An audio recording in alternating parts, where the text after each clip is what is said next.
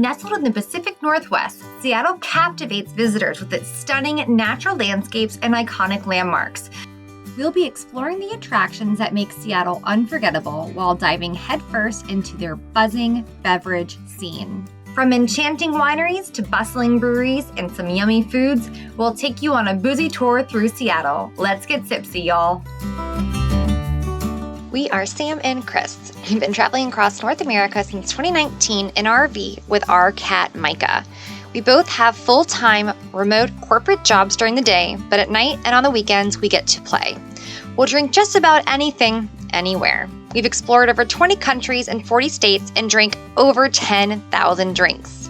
We believe that there's no better way to connect with the place than through its local booze, and we want to share that experience with you. Join us as we are boozing abroad. We are back in Seattle. Now, we were here back in 2021, but we are back to explore this incredible city. There are wineries just north of town, which is where we're parked, that we're gonna go check out, as well as go back downtown to explore some things that we absolutely love. Our first stop in Seattle was actually just north of town at the Mountaineering Club located in the Graduate Hotel. Located on the 16th floor, it offers spectacular views, and we stopped by to grab a quick drink. In the Ballard Brewing District, we visited Wheelie Pot Brewing. They blend a unique brewery techniques from around the world to craft great beers. Directly next door is Trail Bend Tap Room. With 43 beers on tap and a full kitchen, this is a great spot to grab a bite before heading home for the evening. We are here at Chateau Ste Michelle, just outside of Seattle in Washington State.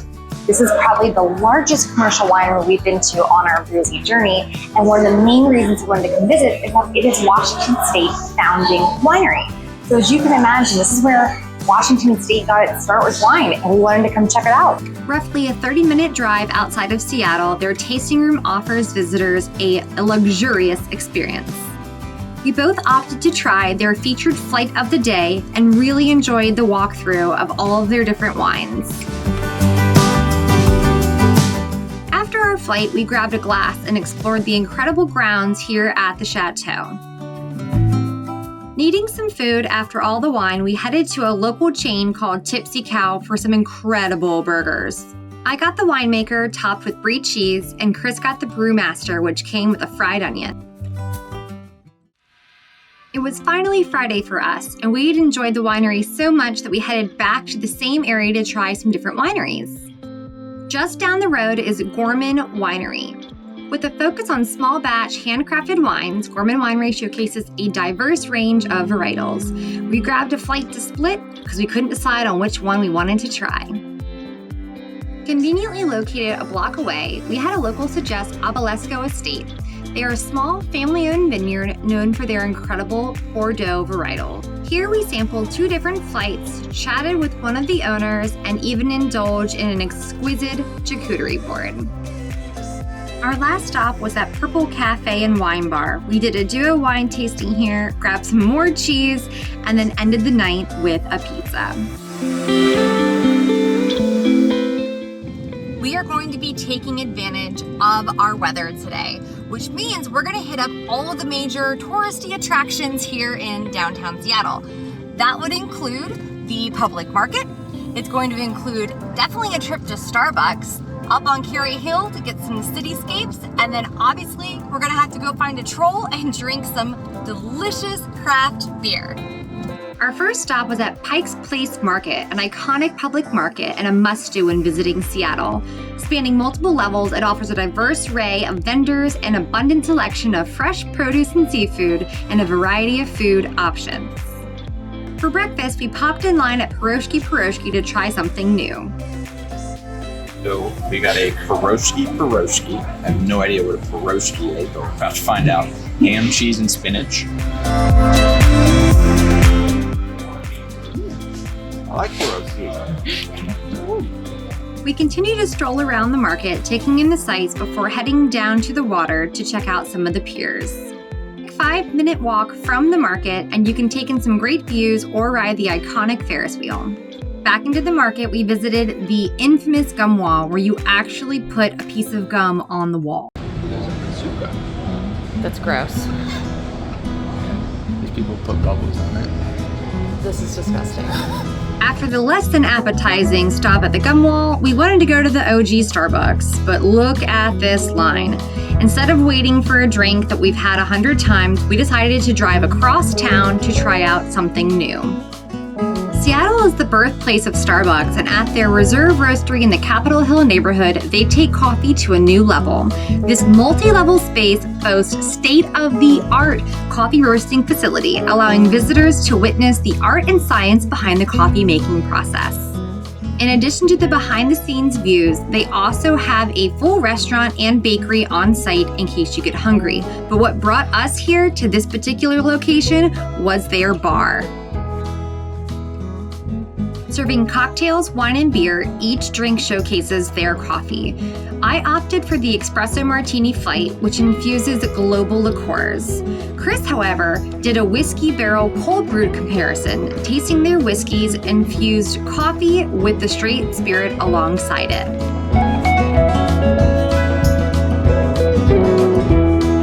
Now, with an extra pep in our step, we drove up to the Kerry Park viewpoint. This is one of those famous viewpoints in Seattle that gives you an absolute breathtaking view of the city. We were lucky enough to even see Mount Rainier in the background. We are walking at the end of the block from Kerry Hill Park. Picking out all the houses we want. All the $1 million homes, but it's such a gorgeous day here. The last time we were in Seattle, you couldn't see anything. It was rainy. It's an absolutely stunning day, so we're gonna go try to get as many views as possible.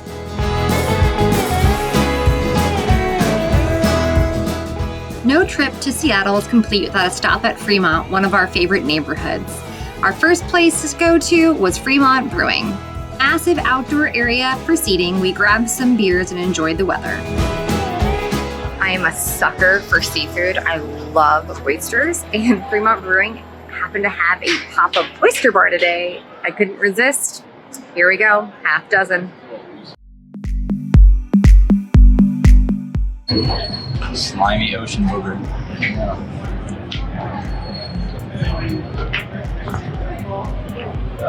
Pretty good booger. For those that did not know this, the Fremont Troll is actually under the bridge here, but in order to get to it, where we parked the brewery, you must walk up a very big hill. So maybe having beer and oysters wasn't the best idea? We'll find out, I guess. See us on the side of the road puking, you'll know. So the story of the Fremont Troll, back in 1990, they were trying to find a way to clean up this underpass. They ended up holding an art competition for what could be here, and the Troll won. One thing you might not notice about the Troll, if you're not looking closely, is it's actually grasping a Volkswagen Beetle in its left hand. This Beetle was actually here during the time when this area was used as a dumping grounds, and they just decided to make it part of the sculpture. A few blocks away was the Botanical, a new speakeasy plant bar that popped up this past year in 2023. This little plant shop is 21 and up and offers different local beers and wine for the visitors.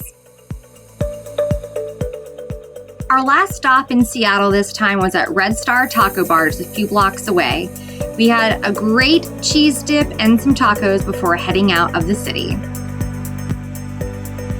Up next, we drive 3 hours north of Seattle to Vancouver, British Columbia, a picturesque coastal city. Vancouver offers a unique blend of outdoor adventures and, as you probably guessed, a great booze scene. Want to tell me what we're gonna do? I don't really know what we're going to do. We're going to get down there and see what we can get into. We always get into some sort of fun, but... This might be the most...